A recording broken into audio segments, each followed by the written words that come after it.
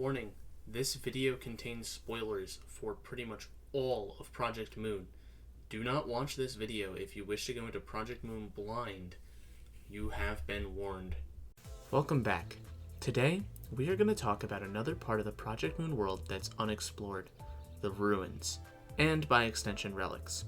Recently, Relics got a pretty huge lore reveal in Canto 9 due to multiple of the Nurse Fathers wielding them, and of course the Ryashiki, wielded by one of the sinners. We shall start with the ruins themselves. In the past, we believed the ruins to be out in the outskirts, but we have somewhat recently discovered that they are actually below the city along with the rivers. This is hugely important just on its own, and makes you question the origins of the ruins, especially since it's implied that there's more than one ruins, and the term ruins is actually an overarching term for these places that are under the city. Throughout the ruins, the rivers flow, and it's the main way people get access to the rivers. The ruins are not empty. There are sentient creatures just like the outskirts down there. Unfortunately, unlike the outskirts, we don't have the names or visuals of any of these creatures except for possibly the nebulae, also known as the stars. If you want more info on stars, check my outskirts video. It's interesting, however, that the head does not purge the creatures that populate the ruins. This means there's probably some system that prevents them from entering the city from the ruins. With all these monsters, dangers, and rivers of magical properties, you may wonder if the ruins are even worth entering. They absolutely are. We know for a fact a lot of factions enter the ruins just to claim the treasures they hold. Only a couple factions are known specifically to enter the ruins, and the reasons do differ quite a bit, and I'm sure there's also a market for relics and treasures from the ruins. But I can't imagine any faction in the Project Moon world does not want access to the things inside the ruins. Moving on to Ruina. Although it was only in passing, Rowling mentions at the start of the game that the ruins have things like magic in them. I highly doubt it is an actual magic, and more likely a byproduct of the rivers in Kogito. Still, it may also be some form of technology that not even the city folk currently understand, hence why relics have powers that cannot be replicated no matter what. As of right now, Pluto is the only magic user in the entire Project Moon world, and is most likely to stay that way for a while at minimum. We know next to nearly nothing about locations in the ruins except for Bari's lighthouse, which was used to keep the blood fiend Sancho safe after drinking from the River of Oblivion. I personally believe, though, we have actually seen it before, back in Library of Ruina. In Library of Ruina, we follow Yan, a messenger of the Index, as he enters into a place that creates the prescripts the Index follows. I personally believe that the giant machine there is actually a relic of the ruins. They can't move it, so instead they built their operations around it, and cleared out the ruins in that section to make it easier to access. This also follows as the relics are named after Earth myths and religions, and the gods of the Index are also named after the same thing, meaning the gods of the Index are actually relics in the ruins, or at least I believe so. Do take all of this with some salt, as this is really all we have on that for now. Since I have been talking so much about relics, let's move on to them. Relics are, as previously mentioned, items and weapons of mysterious power, named after real-world mythological and religious ideas. They usually have properties that befit the name, or the name can hint you towards their nature. Relics can be created, despite what I said earlier, but we only know of one, and we're not sure if that's part of the relic's ability or not. The Diechi have multiple relics called the Holy Relics, and they are able to create downgraded versions of these for their fixers, while the Saints hold the true relics. One we know of is the Key, which can be used as a blunt weapon, or to help extract knowledge from books. The relics seem to be well known, as others attempt to covet them and steal them. Since the Diechi prioritize knowledge over everything else, when they enter the ruins, it's actually just to use them as sites of research and collect books and such. I'm sure, however, they must also look for relics, since they seem to have the most out of anyone in the Project Moonverse that we know of so far. The Diechi are not the only faction that enter the ruins. Arcorp and the Zwei both enter and do clearing and exploration as well. I find that if anyone is selling the relics from the ruins, Arcorp is the most likely candidate. Their soldiers can't really use them due to how their soldier training works, and since they don't need the items, they can just sell the items instead for money. This will help them with keeping the lights on due to lobotomy corporations' fall, and them not having a dedicated energy producer anymore.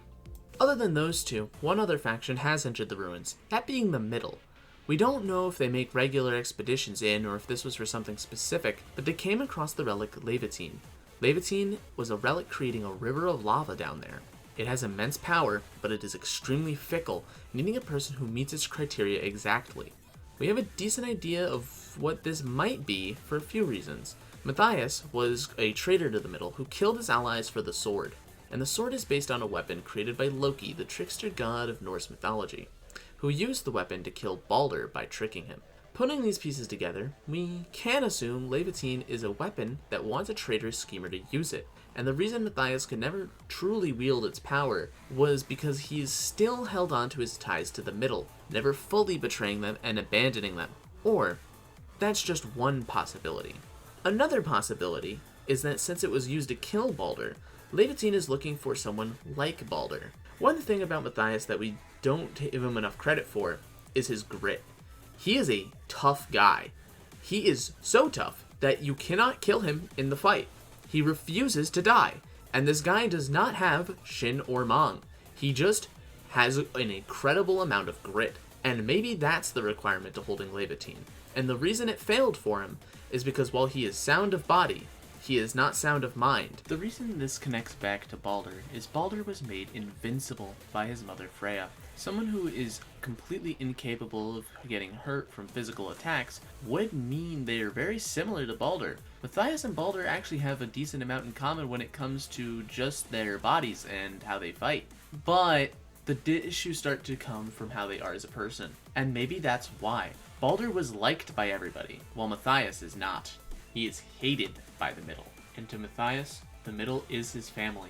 He went out of his way to prove to the Middle that he didn't commit the murder, despite having committed it. If he was someone who truly didn't care about these things, and they did not affect him, or if Matthias had found a way to obtain Leviatine without betraying his family, or even better, if he never considered betraying his family in the first place, I think he could be a true wielder of Leviatine, and then he would be the perfect one to wield it, and he could hold its true power.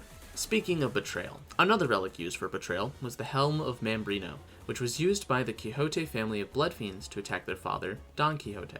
This is a strange relic, as wearing it causes everyone to see you as an equal to them, and it cannot be removed. This doesn't sound very useful, but in the circumstances it was used, it allowed lower generation blood fiends to attack a higher generation, something that should be impossible. The relic is based on a helmet worn in the Orlando poems by the paladin Rinaldo. It is also inside of Don Quixote's own literature, but only in mention as a legendary helm due to Don Quixote mistaking a basin used to protect against the rain as the legendary helmet itself. If we take this literally, this could mean the helmet we have seen is actually not the Helm of Mambrino and maybe some other relic, which would explain its weird ability that doesn't really seem to have much connection to the paladin Rinaldo at all. Moving on to the next relic, Gungnir is a relic used by the color fixer Vespa, the yellow harpoon. We don't know what it wants of its user, but we do know that Vespa is the perfect user for the weapon. We are also unsure of its ability in the Project Moon world, but in the Norse mythology it originates from, it has the ability to never miss its target. Vespa seems to also be able to recall the harpoon back to him telepathically, but we don't know if that's Gungnir's ability or some special augment that Vespa has. That's all we know about that one. There's one other relic, however, from Norse mythology that we do know of, the Eye of Odin. Relic wielded by Valencia, an ex-capo of the Thumb. It replaces a user's eye and gives them a sort of precognition. It's not magic, however. It takes in all the information the user can see and gives them the most likely outcome. Valencia uses this with great effectiveness in combat, making her extremely hard to hit. The problem for Valencia is that this was damaged by another relic weapon, making it now overheat the longer the combat goes on, which is especially detrimental to her as her swordsmanship is supposed to get faster the longer she's in combat. The relic that damaged the Eye of Odin is the Arayashiki, a weapon that can cut things and makes them completely unable to heal. And if your aptitude with the weapon is high enough, you can even cut things out of existence. It's not perfect. You can remember things about the things it cuts away, but it does erase pretty much almost all traces of things it cut or people it cuts down, leaving not even the memory of them. The relic is incredibly powerful, but has some major drawbacks. Number one being the aptitude for it. Unlike Leviatine, which seems to require a certain mindset and personality, and maybe possibly a body, Arayashiki wants someone with a certain special ability to perceive the flow of time, and if you don't have that ability, the weapon will erase you upon unsheathing it, And even if you do have the ability and unsheath it, it will still erase your memories, leaving you eventually a storm of slashes and destruction with no sense of self. This relic is based on a Buddhist concept that is about one's own existence, which seems to fit pretty well for the weapon that erases people's existence. A Ryashiki also may have some form of a downgraded form, just like the earlier mentioned Holy Relics. The Dihui Stars weapon is very similar to Ryashiki. It seems to have similar abilities to the non-fully awakened Ryashiki, but without the drawbacks, besides you still needing the ability to perceive the flow of time to use it. That's all the relics that are confirmed at this point. It's possible some other weapons we've seen, such as Durandal, may also be relics, but we cannot confirm it at this point. The ruins are another extremely important location that I'm excited to see and learn more about. I expect we will most likely visit them during Otis's Kanto, due to her connection with the gods of the Index, and due to her connection to mythology in general. Being a reference of Odysseus, she has a direct connection to many of the gods, and could very well be our way of learning the most about relics and the ruins, and maybe the rivers as well. However, that's all we have really for the relics and the ruins. I'm sorry we don't know too much about the ruins. Despite them being so important, we just don't have the information. So sadly, that's gonna have to be it for this video. I'm gonna have to stop it here and wish you all to have a good day.